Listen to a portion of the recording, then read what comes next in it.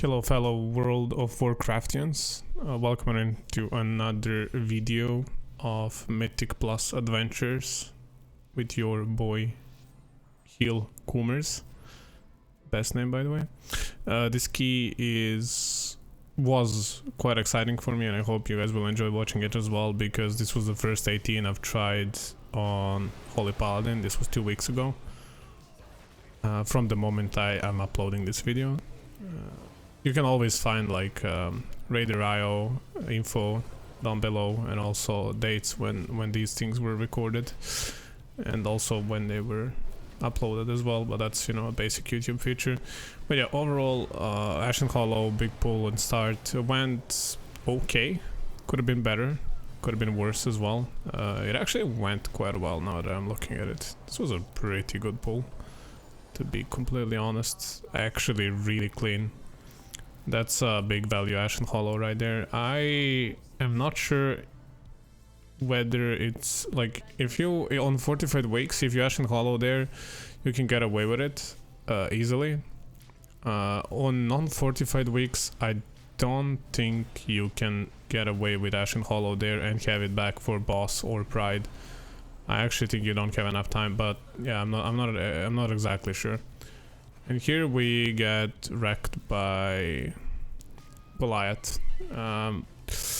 Big mistake. Also, I'm sorry about the flickering. I have no idea why this flickering happens. But yeah, basically 4 deaths happened for no reason whatsoever. Completely avoidable. We all we needed to do is interrupt Goliath, and that was really, like, you can see this tank, you know, he takes his time to get up. I think he was tilted. I think he was thinking about leaving or flaming or something, but I don't know, maybe he was just expecting a combat res or something, I don't know. Anyway, we keep going. I get some good interrupts here, stuns and whatnot. It was pretty nice. But yeah, what I wanted to say earlier is, this is a hard pull by the way. On Fortified Wake, this is not an easy pull at all. This has Goliath, he has Mender and 2 Dark Lashers. It's not easy to deal with. No, actually it's only 1 Dark Lasher, right? It's only Vanguard, 1 Vanguard, yeah. But either way, like, oh no, it's Castigator as well, okay. Yeah, no, wait, Vanguard doesn't, wait, what? Either way, you need to be on top of your game, and you need to interrupt. Menders can also be quite annoying. But yeah, like, what made this key very exciting for me was, it was, as you know, like, I timed some 18s on disc, but I've never timed a 19 before, so 18 was my highest. And like, this Paladin is 2 weeks old at this point, so only two weeks old character reaching the point which I reached on my disc wrist for so long. It's kind of exciting for me. Like, I'm really proud that, I mean, I know Holy Pala is currently meta and it's very strong, and of course, like, things I learned as disc definitely helped me here, but like, this character isn't that geared. It's 214 eye level at the moment when this is recorded, I think, and also, like, you know, it's only alt. It's still pretty fresh character, so I think I'm really proud at, like, how far it's come. But yeah, anyway, enough of you know, self-praising. It's kind of weird. I just wanted to say, you know, how I feel about me being where I am. I'll continue to push this, and I actually have some other videos coming up soon. But I'm not gonna spoil anything. You guys are just gonna have to wait and see. But essentially, you know, here comes Pride, and I'm a little bit late with Ashen Hollow, and I'm not sure whether I will actually end up Ashen Hollowing here or saving it for the boss.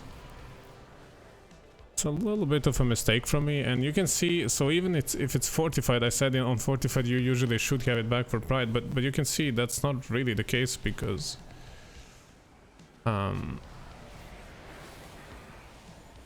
like, we died, remember? So that lost us a lot of time. If we didn't die, we actually would be here much sooner. So I still think it's worth it to use Ashen Hollow. If you can get the first pull cleanly, it's worth. Because you can beat Prides, especially in a comp like this. You have Mage, who is very survivable, you have Druid, who is also very survivable, you have DK, who is very survivable, you have Bubble yourself, and we have AMZ, so we really should not die to Prides here. So I think usually you want to Ashen Hollow Prides on this level of keys, but I think it's not really necessary. That's what I'm saying, like it's not, you know, you can do it like this. I had Holy Avenger there, I could have saved Ashen Hollow and popped Holy Avenger, and we probably would have lived just the same, and then I would have Ashen Hollow for the boss. But I feel like on non-Tyrannical weeks, Ashen Hollowing the boss is actually not a play. Like, it's just actually not a play. I think. I could be wrong, but that's the way I feel about it, at least. But yeah, pretty simple boss. Watch out for your tanks here. We have Sack to help. The melee guy hits very hard. Don't get hit by black balls. It's really stupid. Like it's actually embarrassing. Like he will point to the direction where he's gonna shoot them, and he always shoots them at the exact same angle. So just please don't. There's no need. Dodge the black balls. It's easy. Like, and I say that, and I died a lot to them as well. But that's why I'm saying it, because it's just not something you wanna see. And that's a kill, and we keep going. Pretty simple.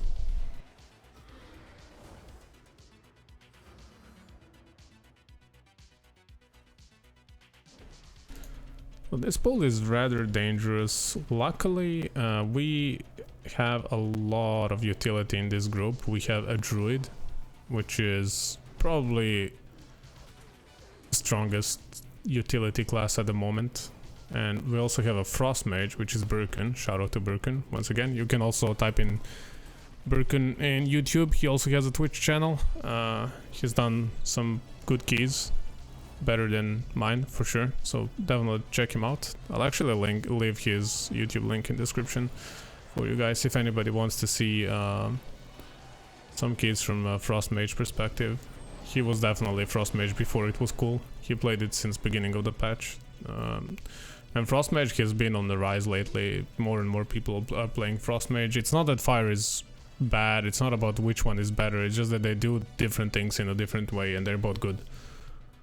But yeah, anyway, what I wanted to say about the previous pull is you gotta keep an eye on tank. Tanks can die there if they're not careful. However, this monk has been playing really well. It's not just that he's been very safe so far, it's also that he's dealt quite a bit of damage.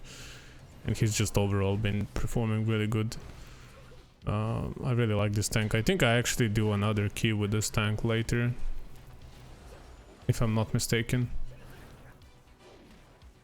But yeah, pretty simple here. Just interrupt. Like don't let Dark Lashes run around free. Don't let Hurls run around free if you can prevent it.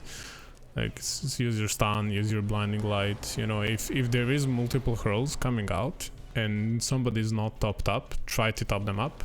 And you can also use preemptively like a defensive CD, like Divine Protection there. I wouldn't pop Aura Mastery on that. That would be a waste in my opinion. But you can do like individual, you know, small CDs, and also get ready to use your healing potions, right? Because for example, my biggest weakness as a player at the moment is I think I'm really bad at using potions. I don't use them almost whatsoever, and that's next part of the gameplay that I'm trying to incorporate and fix. Is I'm gonna start using potions more in dungeons. I use them in, obviously I use them in raids, right?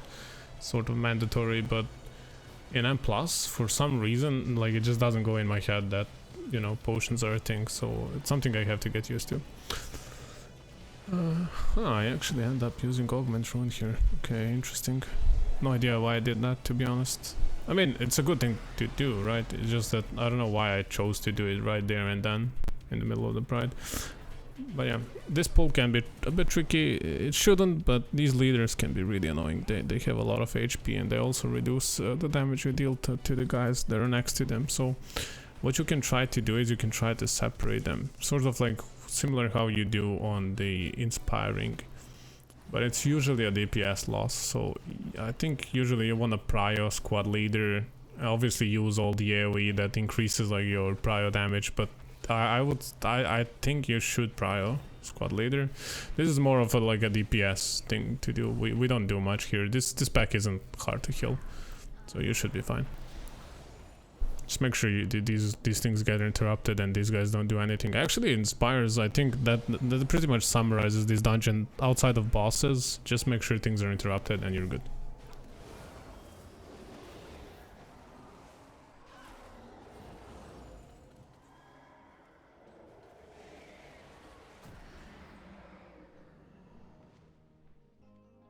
Listen to reason, Devos.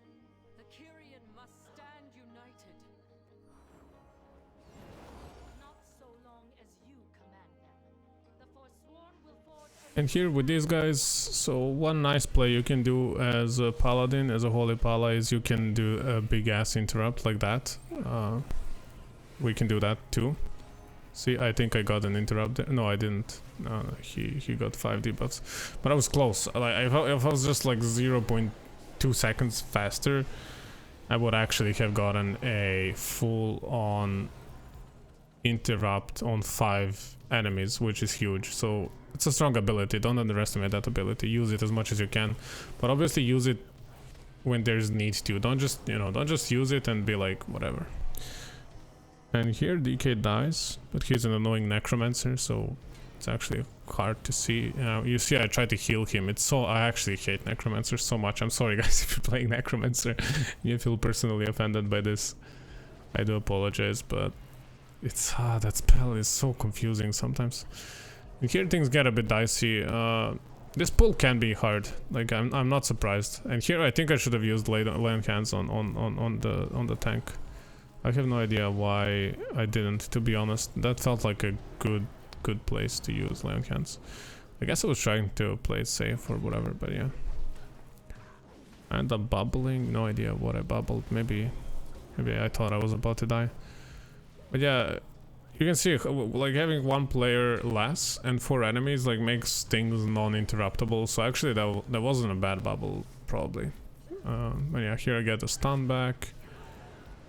Lay on hands him please. I still don't use lay on hands. Yeah, this is what we call like over saving CDs. I actually think there were a couple of good moments to lay on hands the tank here. But yeah, I just ended up not doing it, and it ends up working out fine actually. But as I said, like this tank he's played really well. He actually did really good. I think I did good too though.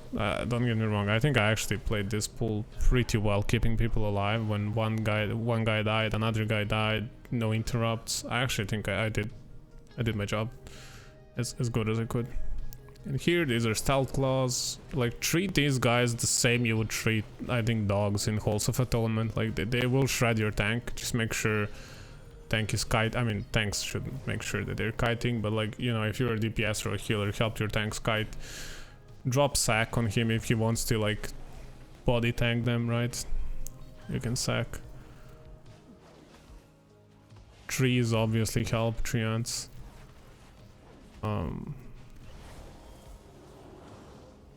And trees even tanked here for us, right? I don't know if you guys noticed, but Monk literally he went away to get a spear, but Druid tanked with trees. That's one of the reasons why like Druids are so strong. It's actual insane class.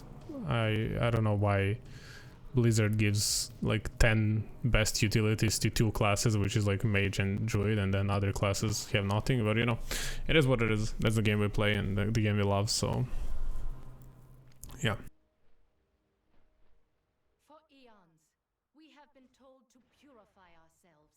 To let go of our memories, our identities, our loved ones, all in the name I don't have a target. What do we serve? This pool not super difficult. It can get a bit dicey, and the scary part about this pool is that there is pride incoming before you finish off the pool, unless you cleave them very nicely, which we did. We cleaved pretty good here. There's the pride. I saved my Ashen Hollow and Hammer. Oh my god, stop calling it Hammer. And Avenging Wrath for that. And actually the tank dies there while I was channeling Ashen Hollow, which is... I don't like that. I think that was a mistake on my part or his part. combined, and then also on like not, I feel like we had more utility to give there to help him live. We just didn't expect him to die because he was so like reliant up until now. So it's also good to see that, you know, your tank can die, so don't just leave him to his own devices. You know, like beacon is big and beacon helps for sure, but like don't rely just on beacon. Like you need to heal your tank as well. And obviously don't forget Holy Shock. You know, Holy Shock as a legendary, pretty big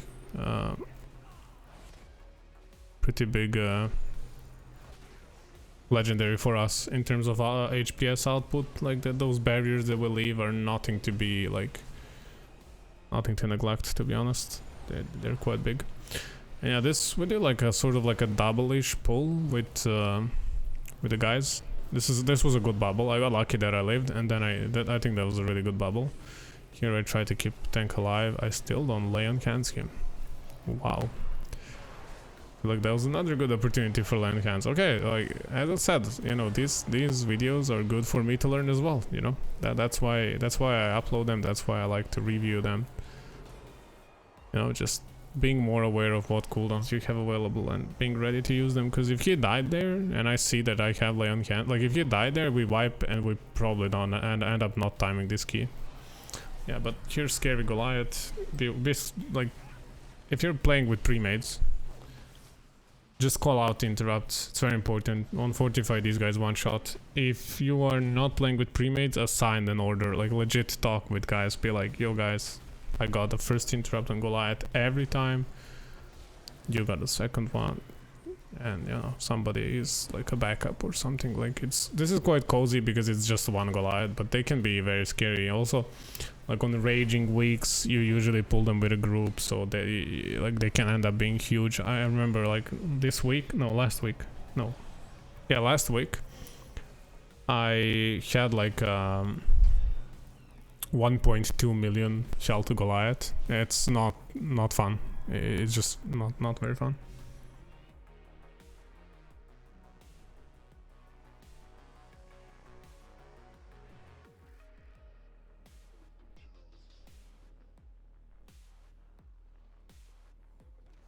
And here we get Polymorph and Paralyze.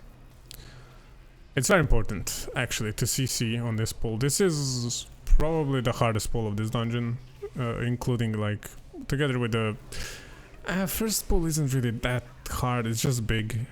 It's a good time save. This pull, however, is actually genuinely hard. You have Leader, which reduces damage on everyone, which is very annoying. You have one Stealth Claw, which shreds tank. You have one Ether Driver, which applies debuff, very annoying. Then you have these two guys. I think it's a Praetor and a Skirmisher or a Mender. Let's see. Yeah, it's a Champion and a Praetor. Yeah. So just two annoying mobs to deal with, together with like 75% reduced damage on all of them. They're very hard to burst, and you also get Pride in mid of that pack if you pull it all together, if you do like the common route that almost everybody's doing. And here tank puts like a really nice piece, Ring of Peace. That was really good. Helped me a lot personally with the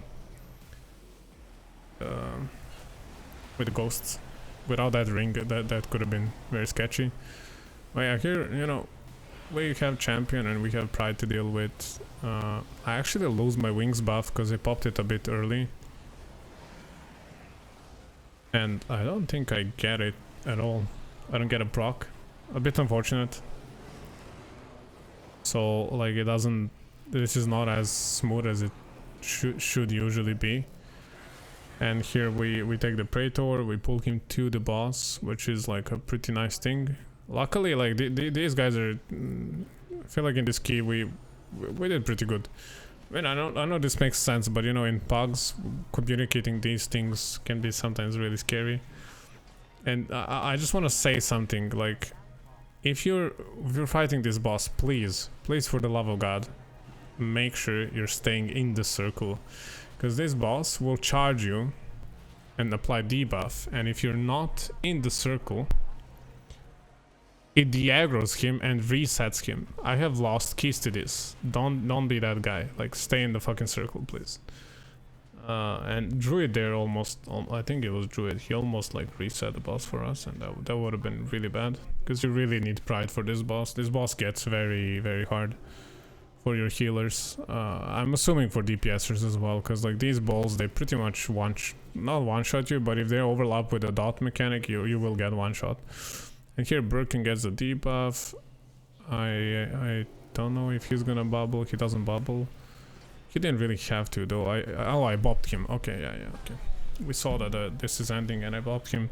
There's not that many good uses for bop in this dungeon, so this is one of the nice ones. It's you can just neglect the mechanic completely. You have bop, you have sack. Holy Paladin is pretty good overall in this dungeon, I think. Also, guys, I'm sorry about this flickering. I have no idea why this is happening. Nvidia, Blizzard, whoever is responsible for this, fix your shit.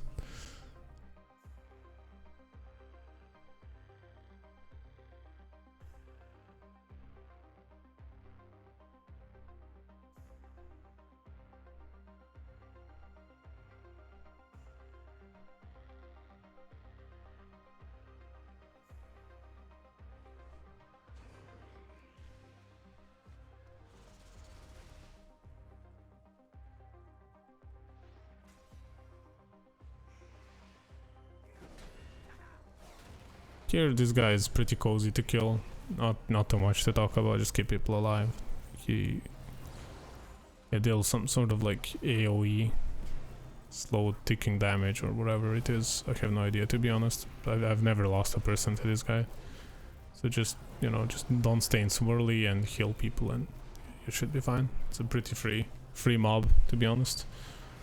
Even on Fortified, and he's alone, so not much to coordinate. Just get him killed.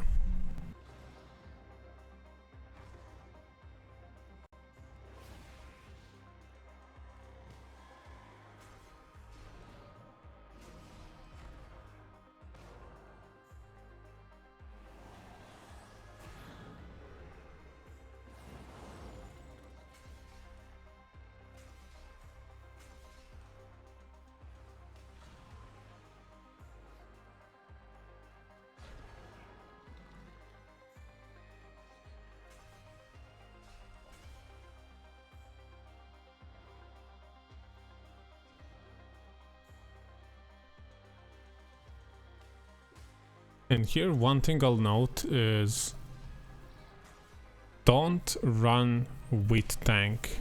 See, I died because of it. I died because people ran with tank.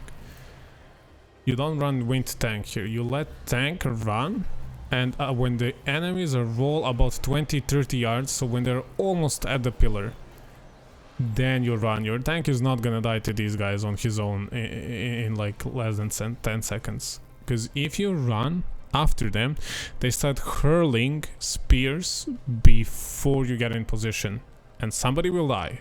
This time RNG decided it was me. It could have been anybody else.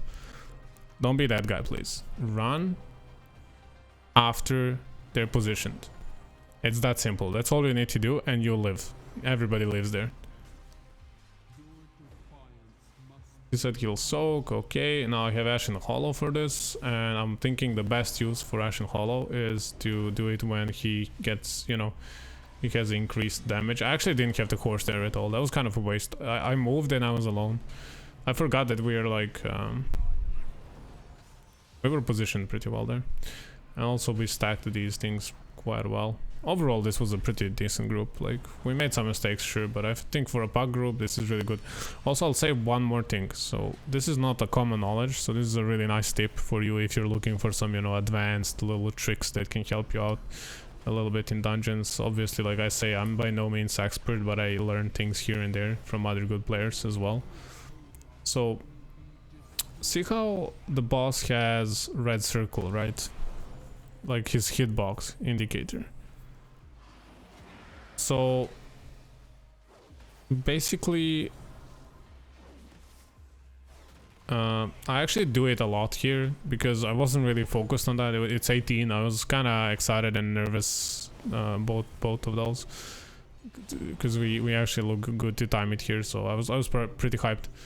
But like, if your melee including your tank, does not stand in the circle, he will not cast the... There's a tank mechanic, I don't know what it's called, but it shreds tank a bit. And you just neglect one of the mechanics this boss has. He only has 3, so like neglecting one of them is really nice. Well, actually he has 4, right? 4 with this. This is 4th one. So yeah, and here I pop Ashen Hollow and we absolutely melt this guy. Like we destroyed him when he was recharging anima. He is obviously taking a lot more damage right now, so perfect place for us to pop Ashen Hollow. Imagine using potions. Imagine if I had a pot there, I would do even better. But yeah, you can see, like, look at the DPS. Like, this is obviously overall, but I wish we could have seen just the Ashen Hollow phase. But this is like overall, you would lose some damage maybe by saving CD, but I think the DPS during that phase matters more. Obviously, this varies from class to class, so you have to decide for yourself. Also, I think it's fine to pop like a 1-minute CD because you have it back by the time he does the anima charge. I think that boss takes about 2 to 3 minutes on Fortified, on 18, and then on Tyrannical obviously it would take even longer, so maybe you would even get to pop a CD twice or whatever. But yeah, this part quite hard. Be very careful of these guys, especially on Fortified. They are literally, treat them as a boss. Dodge things. Be very aware of where they're casting their things. Rotate CDs, don't save them. Use your Convokes, use your Wings, use your Holy Avengers, your, you know, any offensive CDs, any defensive CDs you have, just use them here, because if you don't get combat res, it takes you quite a bit of time to fly, and that's a big overall time loss. And if you combat res, it's also like sort of a shame to waste a combat res there. So just make sure that you can kill them before getting killed. And I know that sounds funny, you know, like, but in general, what this game comes down to, it has always been simple. It is reduce enemies' HP to 0 before your HP gets reduced to 0, right? And that's where we as healers come in the second part, right? Keeping our teammates health above 0 on this boss fight is actually not that difficult. I mean boss fight, I said boss fight by mistake, but you can actually call it a boss fight in these 3 guys. But it's not hard. And the reason why it's not hard on Fortified is because most of the things that will hit them are gonna one-shot them. So, you know, if they die, there's nothing to heal, so it's kind of cozy. And I'm kind of joking right now, but at the same time I'm not even joking. Like, I genuinely think that, like, the higher you go in keys, the less hectic it gets, and the less like healing is needed on these packs, because group either has to play very well and avoid most of the damage, because you can see that, yeah, see that it one shots. So if that was a DPS, like, there's nothing for me to heal. Like, you just died. You died. That's it. And I don't take a res here. This was actually I think this was a smart play. I just don't take a res, and we end up losing 2 people, yes, but... And Druid actually, I think Druid actually flames me here a bit, or he was confused. But like, that was a waste of combat res. I don't want to take 1 combat res there when we were about to kill it, right? And DK releases like a Pepega, I have no idea why he released. But yeah, you know, save combat reses for the oh shit moments. And I say no need to waste. But I also made sure to tank him, right? You don't wanna, you know, you don't wanna seem like a jerk, like, oh, why did you res me, you noob? You know, just say, thank you for the res, though. It's not hard. Just keep the positive mental attitude going. I always mention this in almost all the videos. Keep up the attitude. Just, if you're pogging, it's very important. If you're playing with friends, then you can, like, if you kind of know them, so you know what to do and say and whatnot. But if you're playing with pugs, you never know how they'll react. Like, I've actually had people, like, you would make like a very polite suggestion. Sometimes it's not even suggestion, sometimes it's question, like, how do we do this? Which is legit, right? Like, I want to know how we do this so I can plan my CDs and whatnot. And they get angry. They're like, noob team, leave, or you're this, you're that. Just you know, you never know how pugs will react. Just As sad as this sounds, and actually this got quite messy here, but as sad, and here we actually end up using that combat res. But like, as sad as it sounds, I actually think that keeping communication to a minimum has a lot of value.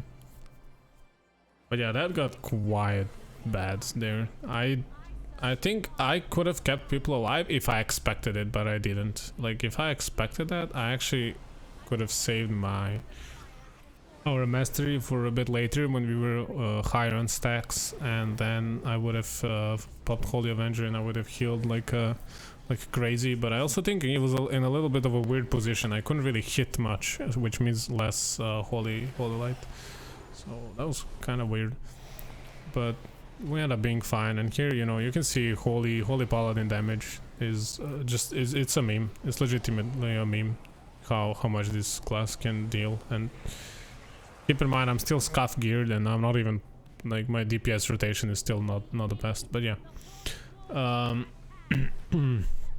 I basically solo the Pride, and I mean solo, you know what I mean, like we pop a CD to carry our team through the Pride, and they have CDs to carry us through the boss. So, you know, Devos is quite simple. Just be careful to not dispel in the middle. If you get the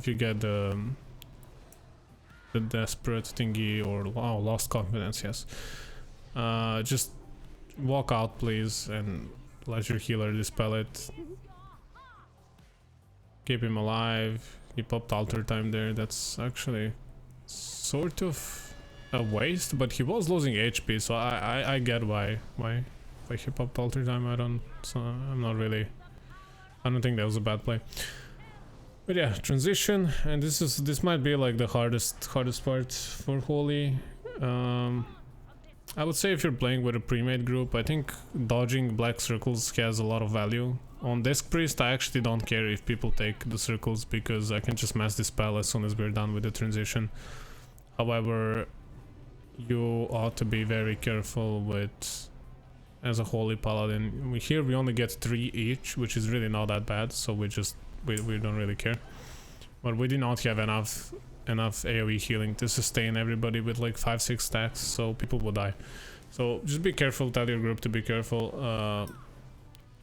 Staying in transition for 5 seconds extra or 10 is more worth it than running through like 10 circles and dying, in my opinion.